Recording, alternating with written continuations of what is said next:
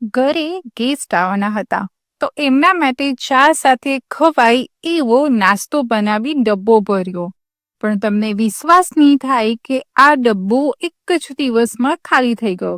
તો આવી ટેસ્ટી મસાલા પૂરી કેવી રીતે બનાવી એ વિડીયોને એન્ડ સુધી જોજો, કારણ કે મેં વિડીયોમાં ટિપ્સ અને ટ્રિક્સ આપી છે આવી સરસ મજાની ક્રિસ્પી મસાલા પૂરી બનાવવાની રીતનું.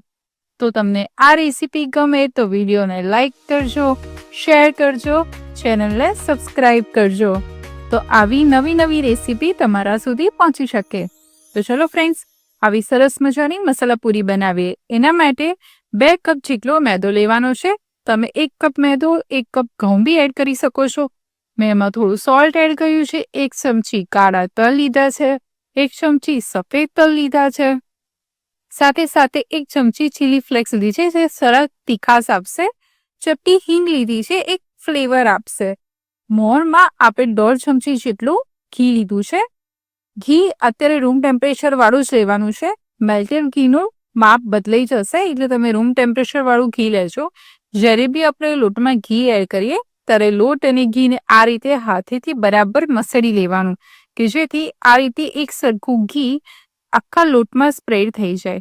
ત્યારબાદ થોડું પાણી એડ કરી અને મીડિયમ સોફ્ટ ડો રેડી કરવાનો છે, કારણ કે આપણે એની પૂરી બનાવવાની છે. બહુ હાર્ડ ડો હશે તો તમારી પૂરી પરફેક્ટ બનશે નહીં. બહુ સોફ્ટ હશે તો તમારી પૂરી ક્રિસ્પી જ નહીં થાય. એટલે આ રીતે આપણે જે પરાઠાનો લોટ બાંધતા હોય છે એ રીતે મીડિયમ સોફ્ટ લોટ બાંધી દેવાનો. આ લોટ બાંધવા મને 1/4 કપ પાણીનો યુઝ થયો છે. હવે હું લોટને ઢાંકીને 10 મિનિટ રેસ્ટ આપી દીધો. 10 મિનિટ બાદ ફ્રેન્ડ્સ તમે જોઈ શકો છો કે લોટમાં આ રીતે વ્હાઈટ માર્કિંગ આવી ગયા છે, એટલે આપણો લોટ પરફેક્ટ રેસ્ટ આપીને રેડી થઈ ગયો છે.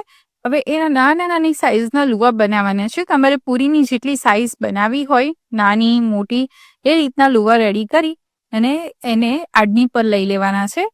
હવે આડની પર આ લુવાને લઈને જેટલી પતલી તમે વણી શકો એટલી પતલી પૂરી વણવાની છે. જો તમે આ રીતે ના કરી શકો તો મોટા લુવો લઈ એની મોટી રોટલી વણી અને એક સરખી કોકી કટરથી કટ કરીને બી તમે આ પૂરીને રેડી કરી શકો છો. હવે આ બધી પૂરીને એક નેપકિન પર લઈ અને બંને સાઈડથી 10 મિનિટ સુધી એને સરસ મજાની સુકાઈ જવા દેવાની.